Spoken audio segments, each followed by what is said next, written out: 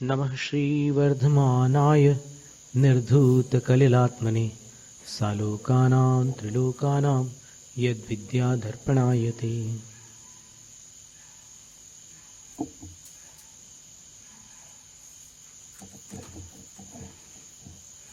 अब श्रावकों के 11 स्थानों का वर्णन करते हुए आचार्य समंतभद्र स्वामी जिनको 11 पद कहते हैं, श्रावक पदानी, श्रावकों के पद,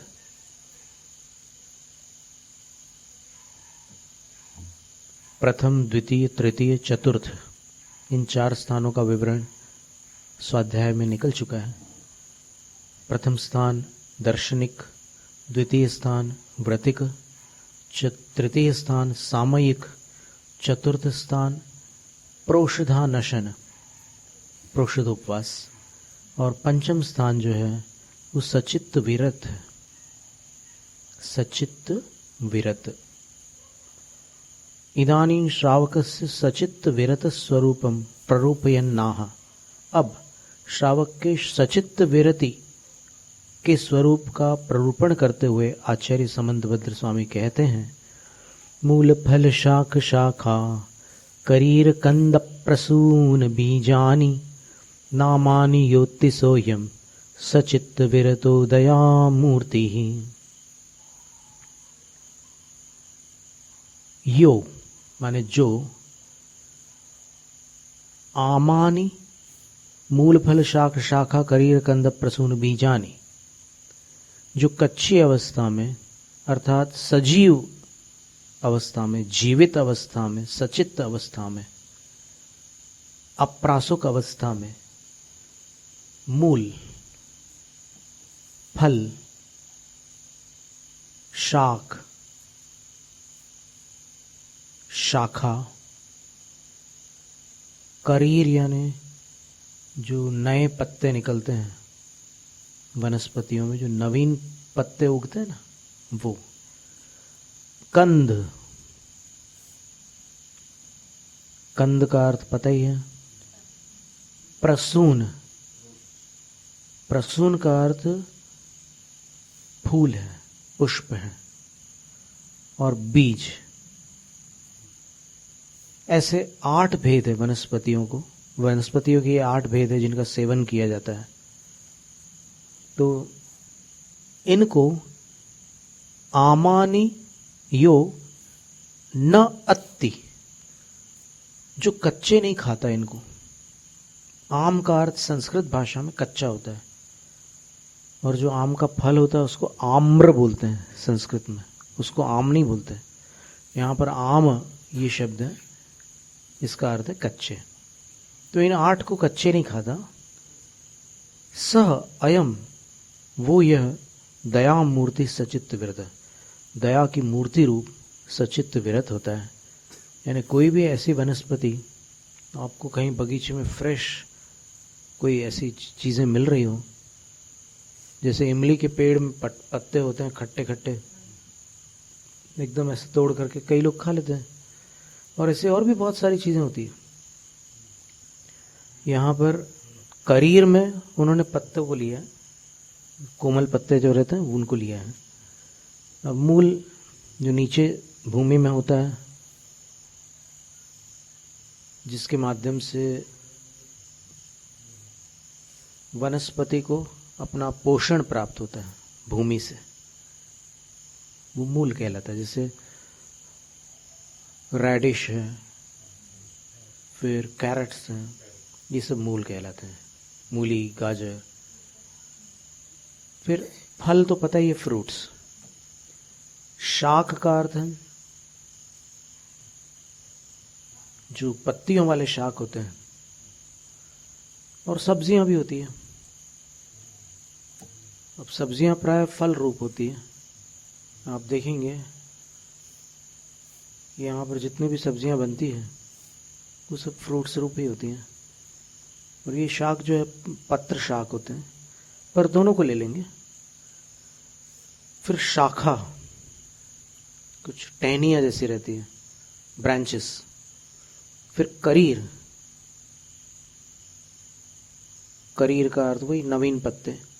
कंद जो जमीन के नीचे तो होता है लेकिन थोड़ा सा फूला हुआ होता है, उसको कंद कहते हैं।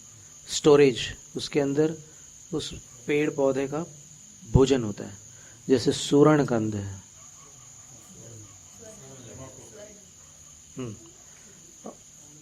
और स्वर्ण बोलते हैं। सूरण संस्कृत में सूरण बोलते हैं उसको, कन्नड़ में सुवर्ण बोलते होंगे।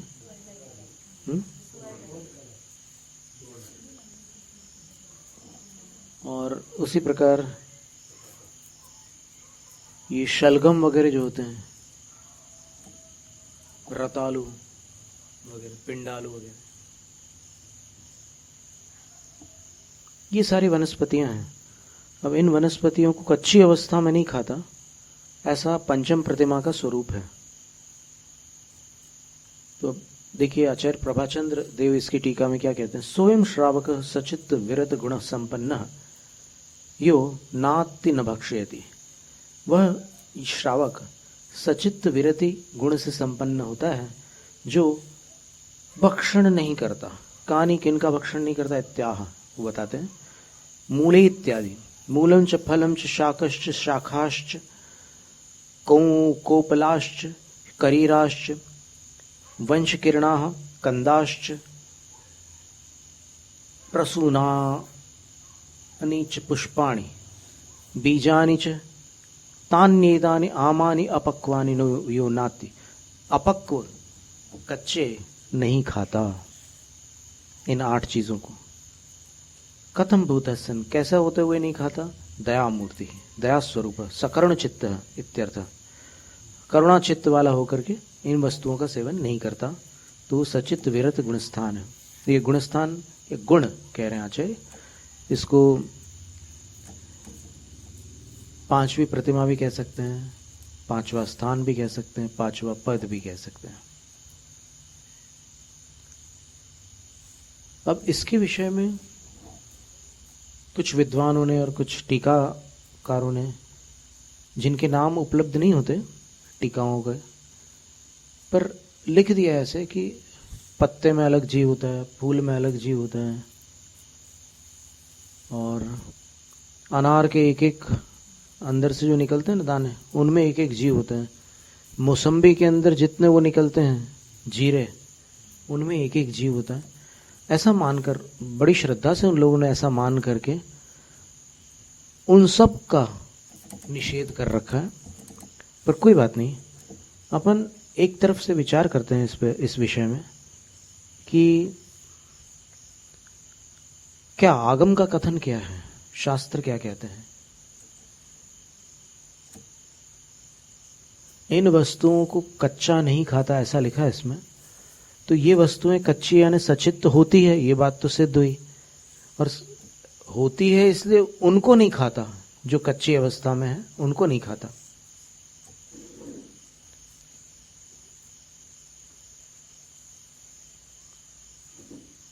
फिर फूल में जैसे फूल गोभी वगैरह जब होती है, कॉलीफ्लावर वगैरह, और इधर फॉरेन कंट्रीज में भी कुछ होता है वैसे ही, उसी प्रजाति का एक और कुछ होता है फूल जैसा। तो ये सब चीजें वो नहीं खाता कच्ची अवस्था में, अर्थात सचित्त अवस्था में।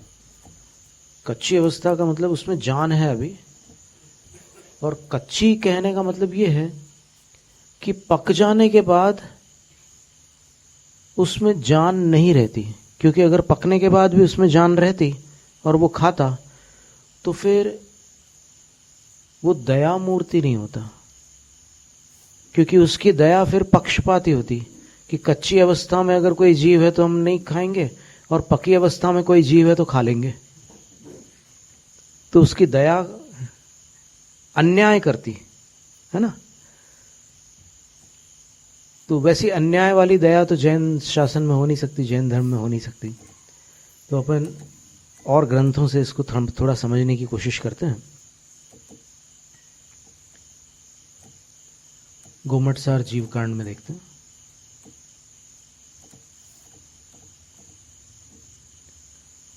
वनस्पतियों के दो भेद हैं। कौन से दो भेद हैं? प्रत्येक और साधारण, ऐसे दो भेद होते हैं वनस्पतियों के। प्रत्येक वनस्पति का अर्थ होता है कि एक वनस्पति में एक जीव रहेगा, तो प्रत्येक वनस्पति है।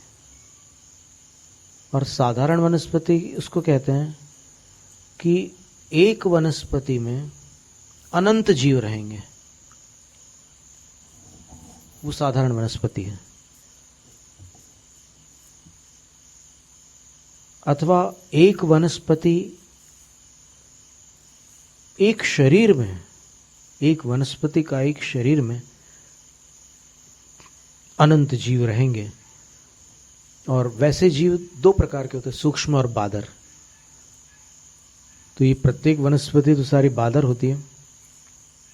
और इसके फिर दो भेद करते हैं प्रत्येक के। वनस्पति के दो भेद कौन से हैं? प्रत्येक और साधारण। अब प्रत्येक के दो भेद करते हैं, साधारण के भी दो भेद, प्रत्येक के भी दो भेद। ये जो क्लासिफिकेशन मेथड है जैनाचार्यों का, अद्भुत है। जो क्लासिफिकेशन आज वैज्ञानिक लोग करते हैं,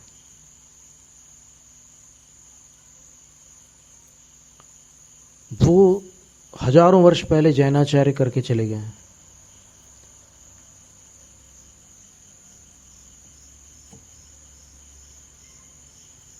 गोमटसार जीवकांड।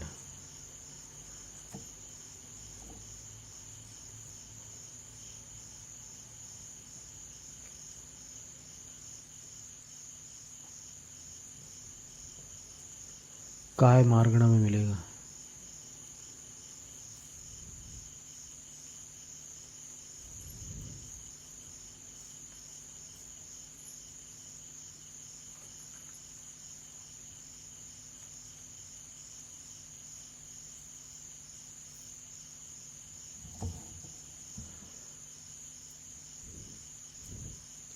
प्रत्येक और साधारण वनस्पति के दो भेद हुए हैं। इन दोनों के दो दो भेद हैं। प्रत्येक वनस्पति के दो भेद, एक सप्रतिष्ठित, दूसरी अप्रतिष्ठित। प्रत्येक वनस्पति सप्रतिष्ठित प्रत्येक और अप्रतिष्ठित प्रत्येक। साधारण वनस्पति के भी दो भेद हैं, सूक्ष्म और बादर। अब सूक्ष्म जो होती है वो न दिखती है, न उनको कोई छू भी नहीं सकता। इतनी सूक्ष्म होती है कि उनका घात, प्रत्याघात संभव ही नहीं है। तो सूक्ष्म की तो बात अपन छोड़ दो। अपन जो बोलचाल में सूक्ष्म कहते हैं ना, तो जो बारीक होता है उसको सूक्ष्म कहते हैं। लेकिन वहां पर सूक्ष्म नामकर्म के उदय से जो शरीर प्राप्त हुआ है उसको सूक्ष्म जीव कहते हैं। जिस जीव को सूक्ष्म नाम कर्म के वजह से ऐसा शरीर प्राप्त हुआ है जो किसी से टकराता ही नहीं है, उसको सूक्ष्म कहते हैं। और बादर उसको कहते हैं जो दूसरों को भी बाधित कर सकता है और स्वयं भी बाधित हो सकता है। अपन कौन से जीव हैं? सूक्ष्म है कि बादर है? बादर है, बिल्कुल सीधा सीधा। एक चाटा पड़ा हो अगर बचपन में टीचर का याद हो तो फिर बादर है, समझ लो। बादर। तो वनस्पतियों की बात चल रही है, तो उसमें बादर और सूक्ष्म ऐसे दो भेद होते हैं साधारण वनस्पति में। अब साधारण वनस्पति उसको कहते हैं कि जिसका एक शरीर है, लेकिन उस शरीर में रहने वाले जीव अनंत है। तो जब एक सांस लेता है तो सारे के सारे सांस लेते हैं। एक भोजन करता है, सारे के सारे भोजन करते हैं। एक जन्म लेता है, सारे के सारे जन्म लेते हैं। एक मरता है, सारे के सारे मर जाते हैं। जत्थिक मरे जीवो तत्थदु मरणम हवे अनंताणम। जहां एक मरता है वहां अनंत जीवों का मरण होता है। तो वो साधारण वनस्पति है। अब प्रत्येक वनस्पति में जो दो भेद किए हैं, सब प्रतिष्ठित और अप्रतिष्ठित। शब्द का अर्थ लगा के देखो आप, क्या अर्थ हो सकता है? सप्रतिष्ठित का मतलब प्रतिष्ठा सहित, और अप्रतिष्ठित का अर्थ होता है प्रतिष्ठा रहित। अब यहाँ पर प्रतिष्ठा का अर्थ वो नहीं, मतलब जैसे गुलाब है, आम का फल है, ऐसे कुछ वनस्पतियां लोक में प्रतिष्ठित हैं, मतलब मान्य है, उसको यहाँ पर प्रतिष्ठित नहीं कह रहे। और अप्रतिष्ठित कई ऐसी वनस्पतियां जिनका नाम ही नहीं पता किसी को, तो वो अप्रतिष्ठित वनस्पति नहीं है। यहाँ पर दूसरी विवक्षा है। विवक्षा ये है कि जिस प्रत्येक वनस्पति में मूल वनस्पति का स्वामी तो एक होगा, लेकिन उसमें कुछ ऐसे स्थान हैं अथवा किसी काल में पूरी वनस्पति ही उस रूप है कि जिसमें बादर निगोदिया जीव आ करके स्थित हो जाते हैं, प्रतिष्ठित हो जाते हैं। उसको सब प्रतिष्ठित वनस्पति कहते हैं। उसकी पहचान क्या बताइए? तो पहचान ये बताइए, ये गाथा दी 183 नंबर गाथा है, घुमटसार जीव कांड में। मूलग पोर बिया कंदात खंद बीज बीज रुहा समुच्छमाय भणिया पत्ते अनंत कायाय। जिन वनस्पतियों का बीज उनकी जड़ होती है वो मूल बीज कहलाती है। जिन वनस्पतियों का बीज उनका अग्रभाग होता है वो अग्र बीज कहलाती है। जिन वनस्पतियों का बीज उनका पौर अर्थात पर्व होता है वो पर्व बीज कहलाती है। जो कंद से नवीन रूप में उत्पन्न हो जाती है वो कंद कहलाती है। स्कंद से उत्पन्न होने वाली स्कंद बीज और बीज से होने वाली बीज रूह कहलाती है। ये सब सम्मूर्छन होती हैं और प्रत्येक वनस्पति में भी अनंत कायिक कहलाती है, सब प्रतिष्ठित वनस्पति कहलाती है। जैसे अदरक, हल्दी, ये मूल बीज है। फिर अग्र बीज में उदीची आदि कुछ ऐसे हैं, जैसे चमेली है, तो चमेली के ऊपर वाला जो हिस्सा होता है ना उसकी लता का, उसको आप ऐसे जमीन ऊपर वाला बाहर रखना और जहाँ से आपने उसको अलग किया है वहाँ से वो वाला हिस्सा जमीन में गाड़ देना। उसको अनुकूल वातावरण मिलने पर नया पौधा उत्पन्न हो जाएगा।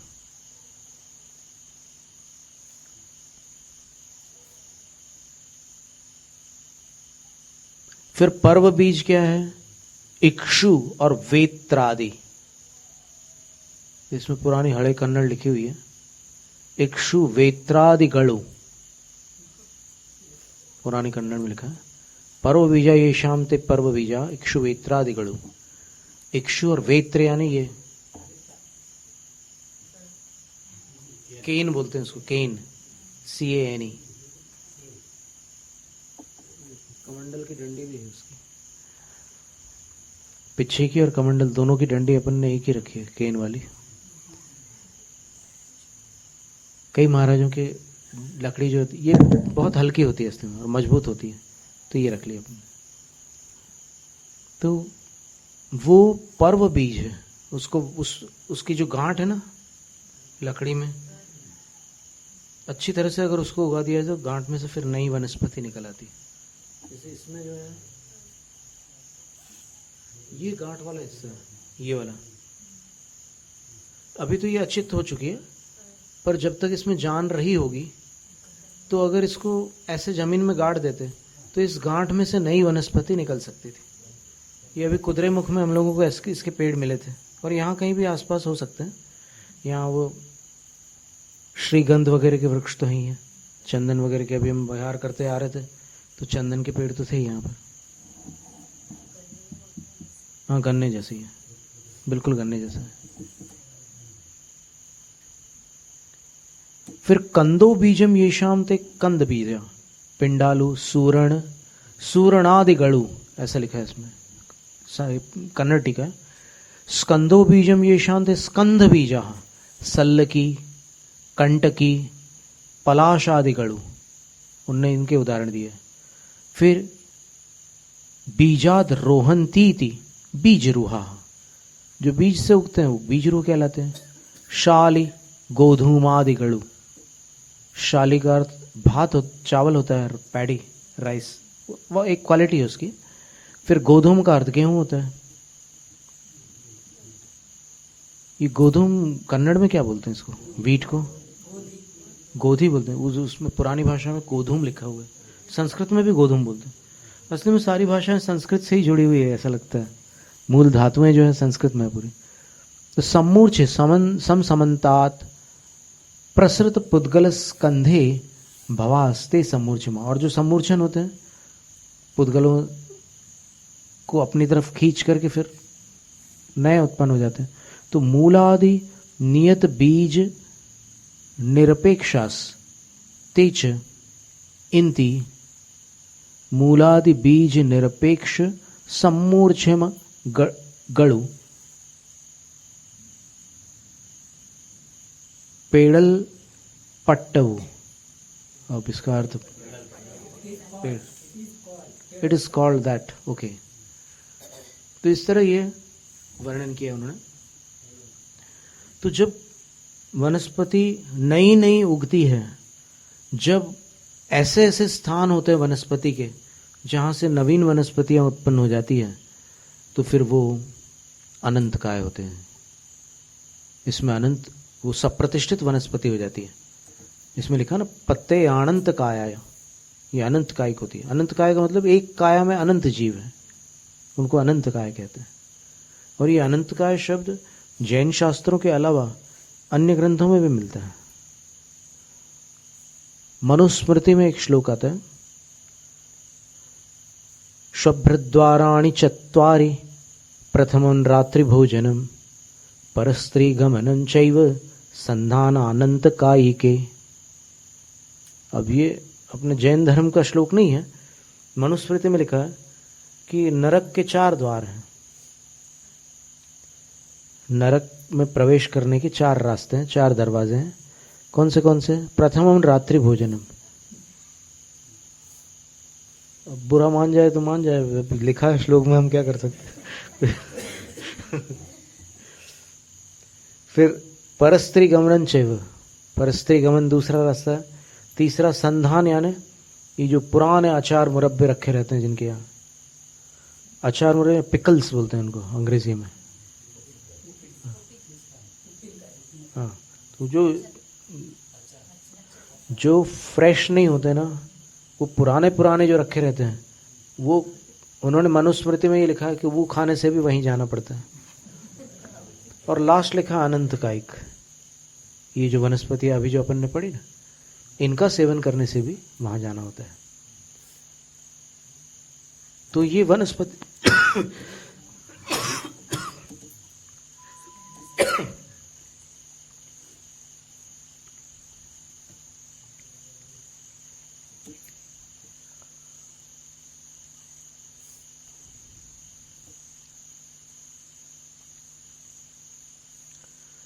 अब इसमें प्रश्न आएगा कि क्या जैन लोग मूल खा सकते हैं, और वो भी 5वीं प्रतिमा वाले।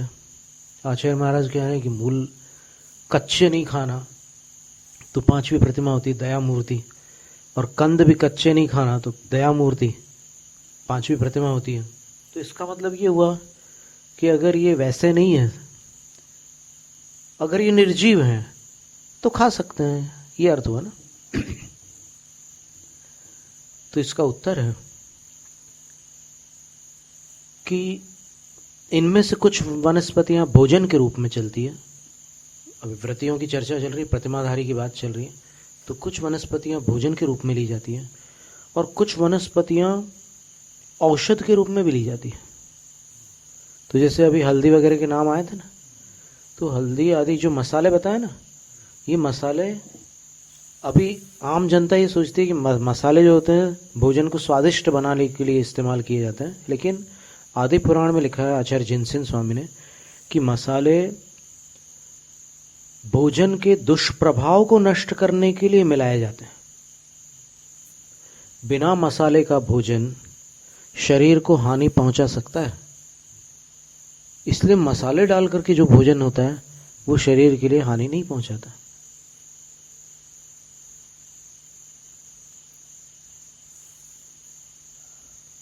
तो जो औषध रूप वनस्पतियां हैं उनको औषध रूप में लेंगे, और जो भोजन रूप वनस्पतियां हैं उनको भोजन रूप में लेंगे। यहां पर यह थोड़ी लिखा है कि तुम आलू खाना चालू कर दो। यहां पर यह लिखा है कि कच्ची अवस्था में न औषध रूप में इन वनस्पतियों का सेवन करना और न ही भोजन रूप में लेना। हाँ, वो कच्चा सेब लगा हुआ है पेड़ पर, वहां से तोड़ करके सीधे खाने लग गए, तो अब बोले कि पांचवी प्रतिमा में ये नहीं चलेगा। अब एक बात और है कि हरित शब्द भी आया हुआ है किन्हीं ग्रंथों में। इन्हीं इस समंतभद्र आचार्य महाराज ने अतिचारों में हरित पिधान निधान लिखा है। तो हरित और सचित एकार्थवाचक है, इस बात का ध्यान रखना है अपने को।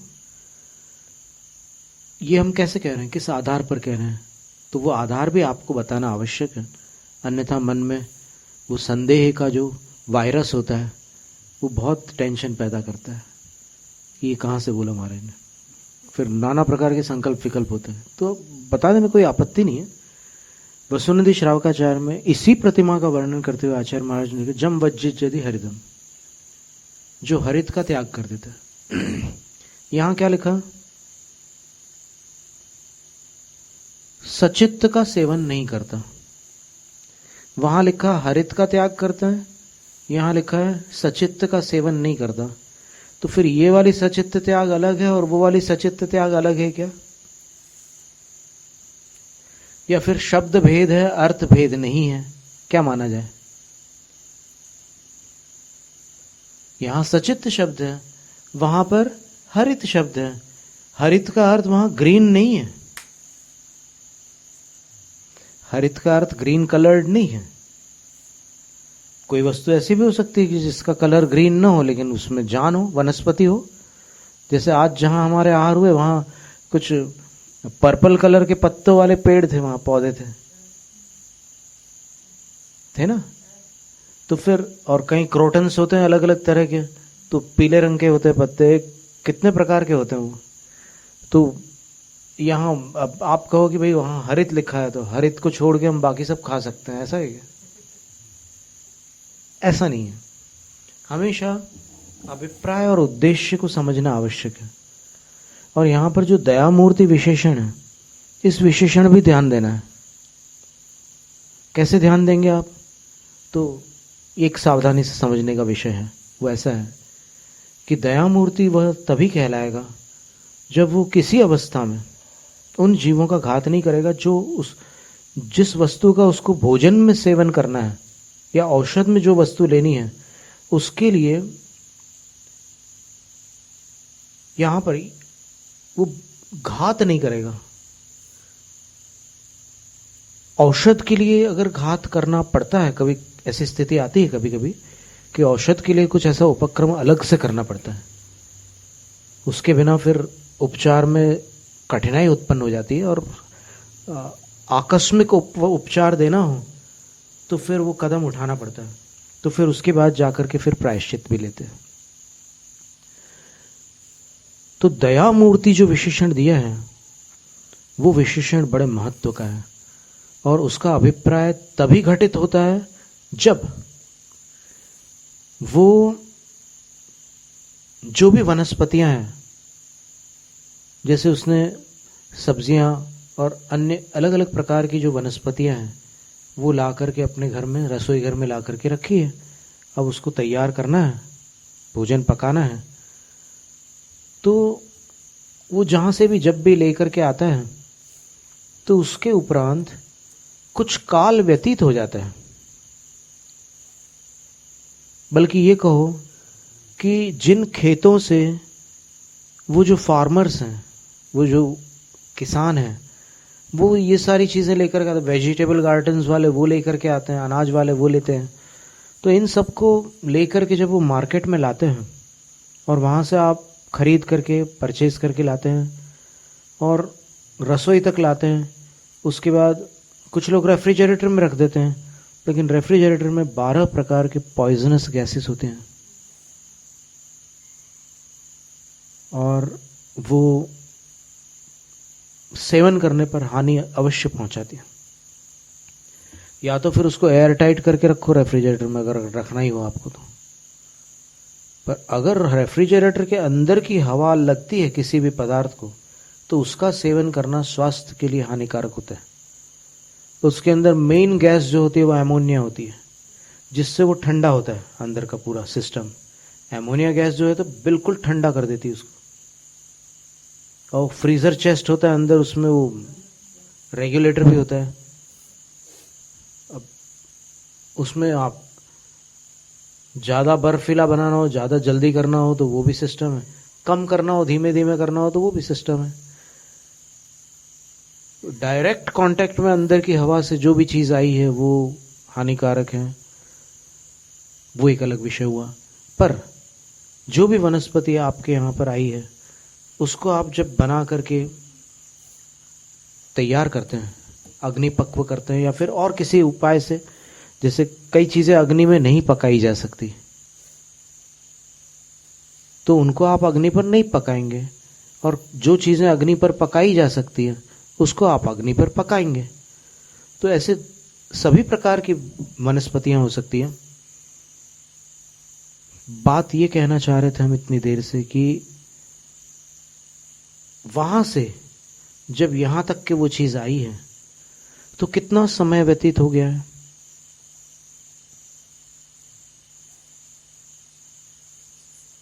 कुछ घंटों से लेकर कुछ दिन तक के भी ये स्थिति बन सकती है। कुछ चीजें ऐसी होती है जो कुछ दिनों तक चलती हैं, कुछ चीजें ऐसी होती है जो कुछ घंटों तक चलती है ना। तो ऐसी स्थिति में वो प्रत्येक वनस्पति है जो लेकर के आया है व्रती, और प्रत्येक में भी अप्रतिष्ठित प्रत्येक है। उसकी पहचान क्या है? तो पहचान ये बताइए कि जिसको ऐसे तोड़ने पर समभंग हो जाए वो सब प्रतिष्ठित, और जिसको तोड़ने पर समभंग ना हो, जैसे मुलायम ककड़ी होती है उसको तोड़ते हैं तो ऐसा लगता है कि जैसे चाकू से उसको 2 भाग में विभाजित किया है, तो उसको नहीं लाएंगे। और जिसको तोड़ने पर ऐसे कुछ रेशे जैसे निकलते हैं या समान भंग नहीं होता, ऐसे आड़ा टेढ़ा टूटता है वो, तो फिर वो अप्रतिष्ठित है। इसी तरह जिसकी छाल पतली है वो अप्रतिष्ठित है, जिसकी छाल मोटी है वो प्रतिष्ठित है। जिसके अंदर फाइबर्स आ गए हैं वो अप्रतिष्ठित है, और जिसमें फाइबर्स नहीं है यानी रेशे नहीं है वो सब प्रतिष्ठित है। ऐसे कई चिन्ह दिए हैं घुमटसार में, तो उन चिन्हों से पहचान में आ जाती है कि ये ऐसी वनस्पति है। तो व्रती सब प्रतिष्ठित तो लेगा ही नहीं, क्योंकि सब प्रतिष्ठित वनस्पति का त्याग हमेशा के लिए हो चुका है। वो तो भोजन में लेता ही नहीं सब प्रतिष्ठित वनस्पति, अनंत काय लेने का सवाल ही नहीं है। फिर अप्रतिष्ठित वनस्पतियों को लेता है। तो अप्रतिष्ठित का अर्थ क्या होता है, इसको अपन समझ लें कि जिस वनस्पति में साधारण वनस्पतियों की प्रतिष्ठा न हो वो अप्रतिष्ठित वनस्पति है। साधारण वनस्पति वही अनंत काय, जिसमें एक शरीर के अंदर अनंत जीव होते हैं। तो वो वनस्पतियां जिस प्रत्येक वनस्पति में नए पत्ते उगने वाले स्थान पर, अंकुर निकलने वाले स्थान पर, ऐसे अलग अलग स्थानों पर वो चीजें वो वैसा सब प्रतिष्ठित पना पाया जाता है। पेड़ की छाल में नहीं मिलेगा सब प्रतिष्ठित पना, और पूरे वृक्ष में तो एक ही जीव है लेकिन उसके कुछ हिस्सों में अनंत काय है, तो वो हिस्से नहीं लेना है। और जो ले रहे हैं अपन, जैसे नारियल आप लेकर के आए, तो नारियल सब प्रतिष्ठित है कि अप्रतिष्ठित?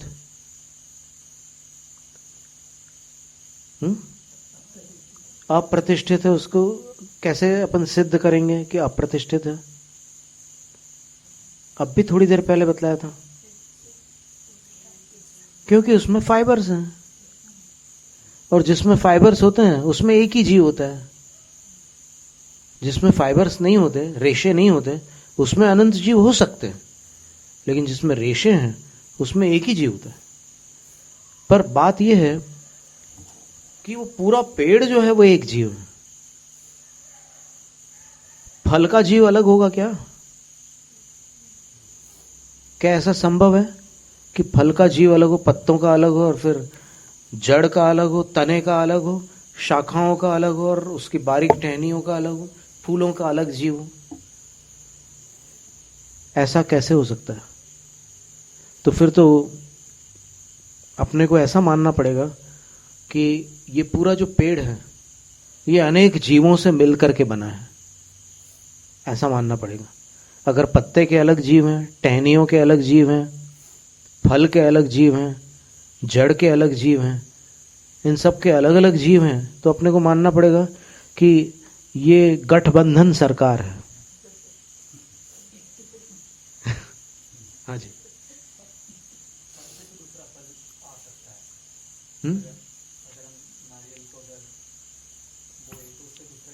आ सकता है, मानेंगे ना। वो जो उसका जो बीज है उसको जीव तब मानेंगे जब उसमें अंकुर आने की योग्यता होगी, तब उसको जीवित मानेंगे।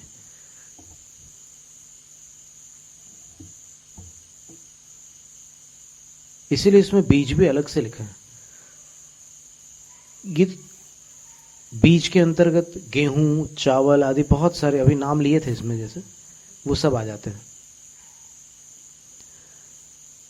उसको योनिभूत सचित्त भी कहते हैं, कि वो अभी सचित्त नहीं है, लेकिन अगर उसको वैसा स्थान मिल गया तो वो सचित्त की योनि बन सकता है, अर्थात उसमें सचित्तपना आ सकता है।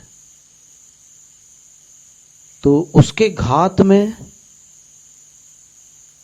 आगामी उत्पन्न होने योग्य जीव को आपने उत्पन्न नहीं होने दिया, इतना दोष लगता है। बाकी ये सारे जो वनस्पतियां बतलाई हैं, और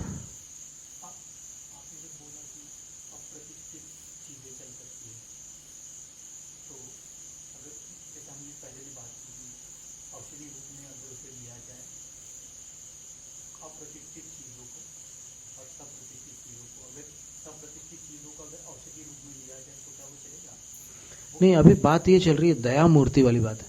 तो दया मूर्ति की बात यह है कि भोजन में कोई ऐसी वस्तु वो नहीं लेगा कि जो सचित्त अवस्था में उसके पास आई हो और उसने उस सचित्तपने को नष्ट किया हो। क्योंकि अगर सचित्तपने का वो नाश करता है तो फिर वो दया मूर्ति नहीं रह जाता है।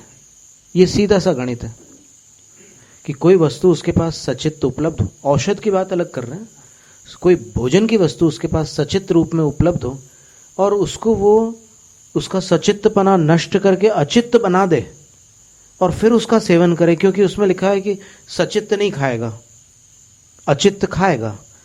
तो अगर वैसा करके खाता है तो फिर दया मूर्ति जो है ये विशेषण फिर कहीं से भी घटित नहीं हो सकता। कैसे? अब अगर घटित होता हो तो हमें समझाइए अब कि वो दया मूर्ति कैसे रहा। जब वो खा नहीं रहा है जीवित अवस्था में तो फिर मार कर कैसे खा सकता है? अचित्त करने का मतलब क्या हुआ? वो जिंदा है और वो ये मान करके उसको वो कर रहा है, अचित्त कर रहा है कि इसमें अभी जान है, अभी मैं नहीं खा सकता इसको। जब इसमें जान नहीं रहेगी, मैं जो विधि कर रहा हूं उससे इसमें जान निकल जाएगी, तब मैं खा लूंगा। तो वो जो विधि कर रहा है वो जान निकालने की विधि है कि नहीं है? तो जान निकालने की विधि कोई अगर करे तो उसको दया मूर्ति कह सकते हैं क्या? बस ये सवाल है, और ये सवाल सबसे पूछना है। जो जो ऐसी व्यवस्था मानते हैं उनसे ये सवाल है कि आप ये मानते हो कि ऐसा करने से दोष है, तो फिर ऐसा करने से दोष नहीं है क्या?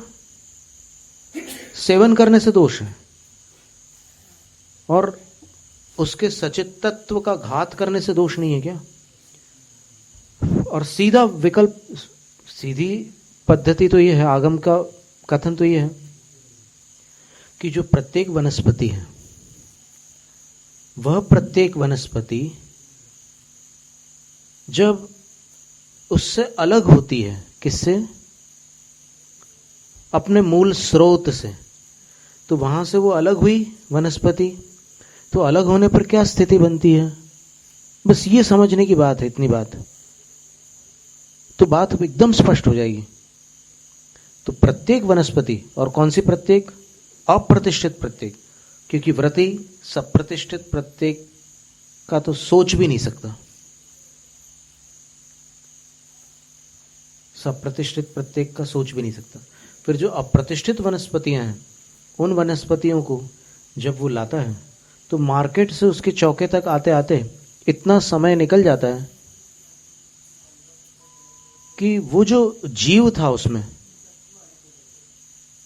अप्रतिष्ठित अवस्था में ही जो जीव था, वो वापस लौट जाता है अपने स्रोत में।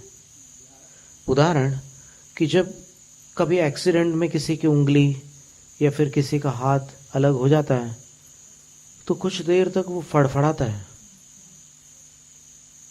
और यदि किरलियान फोटोग्राफी करके चित्र लिया जाए तो उसके बॉडी से लेकर के उस पार्ट तक के ऐसे लाइट्स दिखाई देते हैं, ऑरा दिखाई देता है। और कई बच्चों को भी दिखता है, जब वो छिपकली की पूंछ टूट करके गिरती है तो छिपकली भाग जाती है, तो उसकी जो पड़ी हुई पूंछ है वहां से लेकर के छिपकली तक ऐसे लाइट्स दिखते हैं उसको। तो क्या मतलब हुआ इसका? कि उसकी आत्मा अभी अमूर्त नहीं है, संसार अवस्था में उसके साथ पुद्गल लगे हुए हैं। तो वो जो पुद्गल है, जो प्रकाश उत्पन्न करने वाले पुद्गल है, और सब किसी की आंख से दिखते हैं, किसी की आंख से नहीं दिखते हैं, तो वो जो दिख रहे हैं वो उसके आत्म प्रदेश है, पुद्गल से व्याप्त आत्म प्रदेश है। साक्षात आत्म प्रदेश तो नहीं दिखते क्योंकि आत्मा आरूपी है, लेकिन वो उससे जुड़ा हुआ जो हिस्सा है, ये इससे स्पष्ट होता है कि वो जीव उससे संबंधित है। तो जैसे त्रस्त जीवों की ये स्थिति बन रही है, वैसे ही स्थावरों में भी होता है। जैसे पत्ती तोड़ लिया आपने वनस्पति की, और वो पत्ती सचित अवस्था में थी, तो तोड़ने के बाद कुछ काल तक उसका संपर्क रहेगा उस वनस्पति के साथ।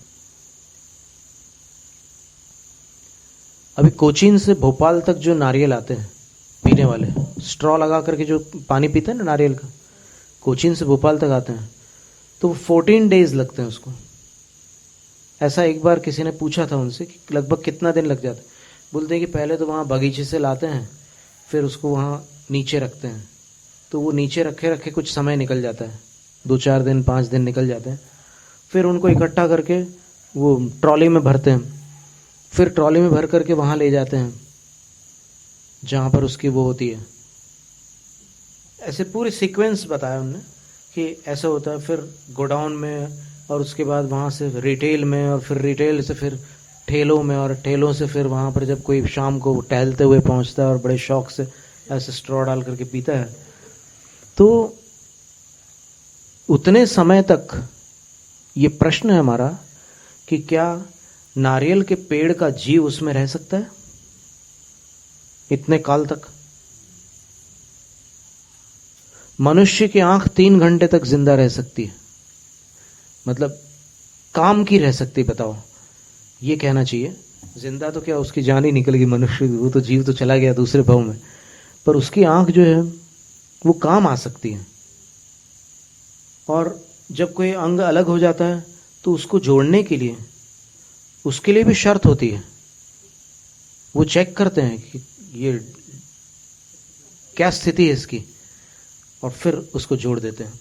तो उसके लिए भी कुछ घंटों की अवधि है, उसके बाद कोई काम का नहीं है। लिवर ट्रांसप्लांट करते हैं, 12 घंटे का समय लगता है, पर 2 टेबल्स पर पूरा एक टीम, डॉक्टर टीम से काम करती है। लिवर का ऑपरेशन सबसे बड़ा ऑपरेशन है, तो उसमें यहां से वो अलग करते हैं एक का लिवर, और दूसरे के उसमें लगाने के लिए उसको भी वहां से पूरा ऑपरेट करके रेडी रखते हैं, और उसके बाद यहां से ट्रांसप्लांट कर देते हैं उसमें। तो उसमें भी वो जो अंग है उसमें जान होना जरूरी है। फिर उसके आत्म प्रदेश उसमें समा जाते हैं और फिर वो वर्क करने लग जाता है। वो तो फिर यंत्र है, तो यहां से निकालकर वहां लगा दिया तो वो काम करने लग जाता है और इसके प्रदेश खत्म हो जाते हैं, उससे निकल जाते हैं। तो ये सारी स्थितियां रहती है। लिवर ट्रांसप्लांट में तो खैर एक व्यक्ति को तो वही हो जाता है। ये सारे मेथड्स अभी क्या है कि आजकल जो एडवांस टेक्नोलॉजी है मेडिकल की, इसमें सारी बातें जो अपन एक धारणा के अनुसार चलते हैं कि ये सब बिल्कुल सही चल रहा है। जैनिज्म के अनुसार ब्लड डोनेशन, ट्रांसफ्यूजन या फिर अंग प्रत्यंग का दान करना, ये सारी बातें, और फिर मरने के बाद अपने बॉडी को वहाँ पर कैडेवर के रूप में डोनेट कर देना, ये सारी चीज़ें जैनिज्म में मान्य है या नहीं है? अभी आप कैसे बोल रहे हो नहीं है या है तो भी आपको उसका प्रमाण देना होगा, नहीं है उसका भी प्रमाण देना होगा। क्योंकि अभी हमारे पास लंदन में एक जो संस्था है, वहां से जो संस्थापक हैं, संभवतः उनका नाम डायना था, उन्होंने हमारे पास आगम के प्रमाण मांगे थे। उन्होंने बोला कि हमें जैनिज्म के सूत्र चाहिए। इसका अर्थ ये था, सीधा सीधा अर्थ था कि कोई क्या मानता है वो हमें नहीं चाहिए। क्योंकि 10 आचार्य से पूछोगे तो हो सकता है 5 उत्तर दें, वो मतभेद रहते हैं। हमें सूत्र चाहिए। तो फिर हमने उनको सूत्र दिए थे शास्त्रों के। तो अपनी चर्चा जो चल रही थी वो ये थी कि कोई भी शरीर है, प्रत्येक शरीर है, उस शरीर से कोई अंश अपन अलग करते हैं तो अलग होने के बाद कुछ समय तक उस जीव के प्रदेश उसमें रहते हैं, पृथक होने के बावजूद। लेकिन फिर वो प्रदेश उसमें लौट करके चले जाते हैं और वो वस्तु निर्जीव हो जाती है, निष्प्राण हो जाती है। बस यही स्थिति वनस्पतियों के साथ भी होती है। जो शिमला का सेब आता है डिलीशियस, वो वहां अभी हमने यहाँ कर्नाटक में भी देखा था कि अनार के खेत थे, अंगूर के खेत थे, तो इकट्ठा करते हैं वो पूरा ऐसे ढेर लगता है अनारों का। फिर उसको बॉक्सेस में भरते हैं और बॉक्सेस में भर करके फिर वो ट्रांसपोर्ट करते हैं। और ट्रांसपोर्ट करने के बाद वहां पर सब वो जो नाके आते हैं ना, वहां पर बहुत सफाई करनी पड़ती है। माने काफी परमिट्स वगैरह ले करके फिर सब कुछ करने के बाद में फिर उसको वहां तक पहुंचाते हैं जहां उनको पहुंचाना है। मार्केटिंग के पहले काफी टाइम निकल जाता है। तो सवाल ये है कि क्या उसमें जान रहेगी इतने काल तक वहां से अलग होने के बाद? वो क्योंकि वो प्रत्येक वनस्पति एक जीव है उसमें, तो एक जीव का वो हिस्सा है। समझ रहे बात को आप? वो कोई दूसरा जीव नहीं है। वो एक पेड़ से टूटा हुआ फल स्वतंत्र जीव है या फिर उस पेड़ का भाग है? ये बताओ।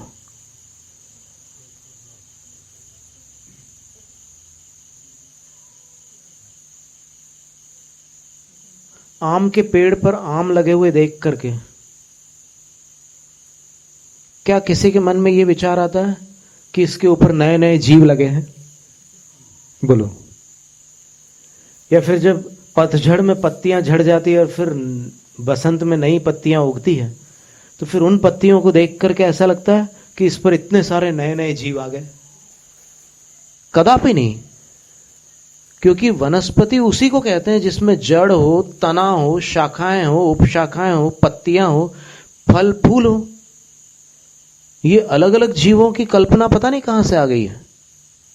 और इस कल्पना के कारण आप हर चीज को प्रासुक करना चाहते हैं और फिर भी दया मूर्ति कहलाना चाहते हो। कैसे बनेगी बात? दया मूर्ति किसको कहते हैं? प्रासुक करने की विधियां हैं, उसकी भी एक गाथा आई हुई है कि प्रासुक किसको कहते हैं। तो सुक्कम, सूखी हुई वस्तु को। सोसी ये नहीं लिखा है, सुखाई हुई वस्तु के बारे में नहीं लिखा है, सुक्कम लिखा है। न्यंत का प्रत्यय नहीं है, कारित संज्ञक नहीं है। आप मटर के दाने ऊपर छत पर सुखा दो और फिर बाद में अष्टमी को खाओ ठाट से कि हरि का त्याग है हमारा, ये शोषित हो गया। वो शुष्क नहीं है, वो आपके द्वारा सुखाई गई वस्तु है। तो आपने तो उसको सजीव अवस्था में ही सुखाया ना, तो फिर कहां के दया मूर्ति हो गया। ये बात समझ से परे है कि दया मूर्ति कैसे हो सकता है वो जो किसी की जान लेकर उसको प्रासुक बनाए और उसके बाद उसका सेवन करे। तो फिर वो व्यक्ति जो उसको वैसे सेवन करता है और फिर आप उसको मार करके सेवन कर रहे हैं, थोड़ा सा अंतर है। मार दोनों रहे हैं, एक मुंह में डाल के मार रहा है और एक बाहर मार रहा है। कहां के दया मूर्ति हो गया, ये प्रश्न है। इसका अगर उत्तर हो तो फिर हम सहर्ष सुनना चाहेंगे। तो फिर आप पूछ सकते हैं कि फिर दया मूर्ति का क्या अर्थ लेना। तो दया मूर्ति का ये अर्थ लेना कि जो सचित्त त्यागी है उसके पास जो उपलब्ध वनस्पतियां हैं वो अचित्त अवस्था में सहज रूप से होंगी, तब उसको वो तैयार करके भोजन के रूप में सेवन करने योग्य बना करके सेवन करेगा। जो डिलीशियस सेब एक हफ्ते बाद आ रहा है आपके पास में, उस सेब को मात्र उसमें रस निकलता है या फिर उसमें गीलापन है, तो आप अचित्त सचित्त मान रहे हो। सचित्त का ये लक्षण शास्त्र में कहां आया है कि जो गीली वस्तु होती है वो सचित्त होती है। गीली तो पकने के बाद भी हो सकती है। लौकी की सब्जी गीली होती है, बोलो अब क्या करोगे। परवल की सब्जी भी गीली होती है पकने के बाद। तो गीलापन सचित्त का लक्षण नहीं है। वो वहां से कितनी दूर कितने समय पहले अलग हुई है स्रोत से, क्योंकि वो प्रत्येक वनस्पति सब अप्रतिष्ठित, प्रत्येक वनस्पति सब प्रतिष्ठित का तो त्याग है। तो फिर अप्रतिष्ठित कहते किसको हैं? जिसका स्वामी एक जीव हो। और उसका स्वामी अगर एक जीव है और वो आप एक हफ्ते बाद उस सेब को सचित्त कह रहे हो, इसका मतलब यह है कि वो पेड़ मर गया है, इसमें जीव आ गया उसका, ऐसा मानना पड़ेगा। तो पेड़ जीवित है, ये निष्प्राण है, ऐसा मानना युक्ति संगत है और वैज्ञानिक भी है। और आप उसके वो बना करके वैज्ञानिक परीक्षण कर सकते हैं। बॉटनी की लैब में आप उसके स्लाइड्स पर चेकअप कर सकते हैं, लिविंग सेल्स है या फिर नॉन लिविंग सेल्स है। उसमें लिविंग सेल्स में ग्रोथ होता है और इसमें ग्रोथ नहीं होता है। वनस्पति में निरंतर विकास होता रहता है अगर जीवित हो तो। निर्जीव आलू अगर पड़ा हो, उसके अंदर से अंकुर निकल आते हैं, उसकी आंखें जो होती है वहां से अंकुर निकल आते हैं, क्योंकि उसमें जान है। और ये वनस्पतियां आप देखिए, इसी तरह फूलों की स्थितियां हैं। जो लोग मानते हैं ना कि ये फूल फ्रेश फूल है, तो फ्रेश फूल हो सकता है, लेकिन फ्रेश फूल होने के बावजूद एक अवधि है, कालावधि है, उतनी कालावधि निकल जाने के बाद वो पुष्प निर्जीव हो ही जाता है। इसलिए ये नहीं कहना कि यहां सचित्त फूल चढ़े हुए हैं, सचित्त फल चढ़ाते हैं ये लोग। सचित्त और अचित्त का निर्णय इतना आसान नहीं है। एक तो पहली बात यह है कि या तो फिर आप वो ऑरा देखना सीख जाओ, जिसका वर्णन शास्त्रों में आता नहीं है, लेकिन साइंटिफिकली वो बात आती है सामने। और शास्त्र की परिभाषा आचार्य समंतभद्र स्वामी ने ये लिखी है कि जो प्रत्यक्ष और परोक्ष से बाधित न हो, वो शास्त्र है। तो अगर आप यंत्रों से भी पता चलता है, पॉलीग्राफ यंत्र से मालूम पड़ जाता है। उसके बाद वो जो नीडल्स, उसकी जो नीडल होती है वो फ्लक्चुएट करती है, तो अलग अलग तरह से फ्लक्चुएशंस आते हैं उसमें। सुई हिलती है उसकी अगर जान हो तो। अभी एक पेड़ के साथ किसी ने लगा के रखा पॉलीग्राफ यंत्र, और फिर उस पेड़ के नीचे एक मछली बेचने वाला आ गया, और जैसे ही वो मछली को उसमें डालता था तराजू पर, एक तरफ तो वजन रहता था, एक तरफ मछली डालता था, और वो मछली ऐसे ऐसे होती थी तो वो कांटा ऐसे ऐसे होता था उसका, उसको पेड़ को तकलीफ होती थी। ये संवेदना होती है जीवों में। तो दया जो है ना, दया सबसे अद्भुत गुण है प्राणियों का। और आचार्य विद्यासागर महाराज श्री का कहना है कि चरणानुयोग अनुकंपा पर विशेष बल देता है।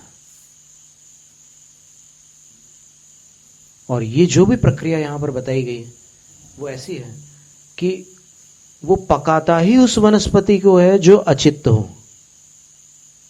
सचित्त त्यागी वो व्यक्ति है जो उस वनस्पति को ही पकाएगा जो अचित्त है। सचित्त को पकाएगा तो दया मूर्ति नहीं रहेगा, ये बड़ी समस्या आ जाएगी।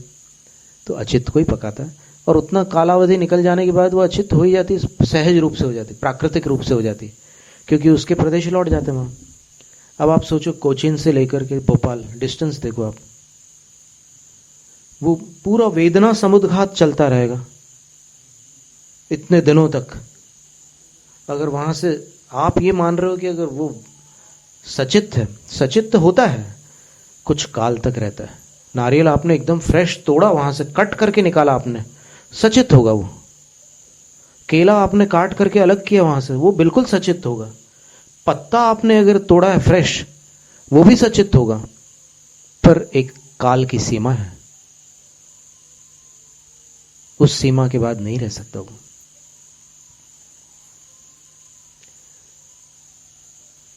तो इसलिए चाहे केला हो, चाहे कोई अन्य फल हो, चाहे और कोई शाक सब्जी वगैरह हो, वो सब एक कालावधि के बाद जब पका करके, या फिर कुछ चीज़ें बिना पकाए लेनी होती है, जैसे पपीता है तो, या केला पके हुआ केला है, या पका हुआ आम है, तो पके हुए आम को आप गर्म नहीं कर सकते।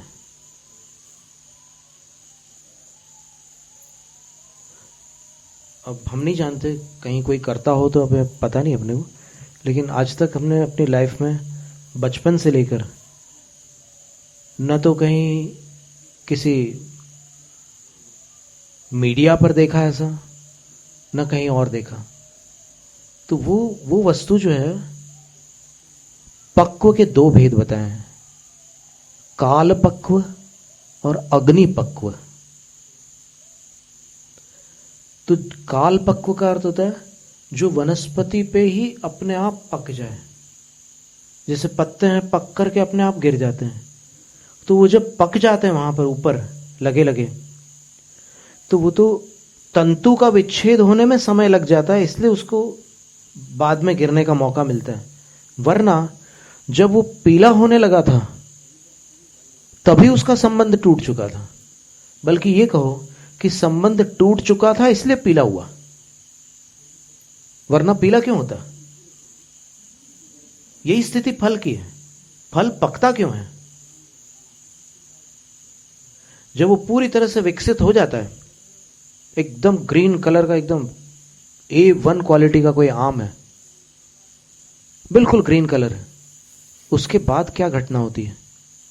वहीं लगा हुआ है, कई दिनों तक लगा हुआ है, उसमें अंतर आने लग जाता है, उसके स्पर्श रस गंध वर्ण बदलने लग जाते हैं, और बदलते बदलते वो परिपक्व हो जाता है, और फिर एक दिन वो गिर जाता है। तो गिरने में समय लग जाता है, क्योंकि उसके जो तंतु है उनको समय लगता है, पर वो ज्यों ही पकना प्रारंभ हुआ तो समझ लेना कि वो अचित हो गया। जैसे गुलाब के पंखुड़ियां होती है, आप देखिएगा ऐसे ऐसे हिलाते हैं तो कुछ पंखुड़ियां नीचे गिर जाती हैं। क्या मतलब है? अगर वो सचित्त होता तो फिर इतनी आसानी से अलग नहीं हो सकती थी वो चीजें। तो ये बातें थी सचित्त त्याग के विषय में। तो इसके आगे छठे स्थान का वर्णन आगामी सत्र में होगा। आज इतना ही रखते हैं। जैनम जयतु शासनम।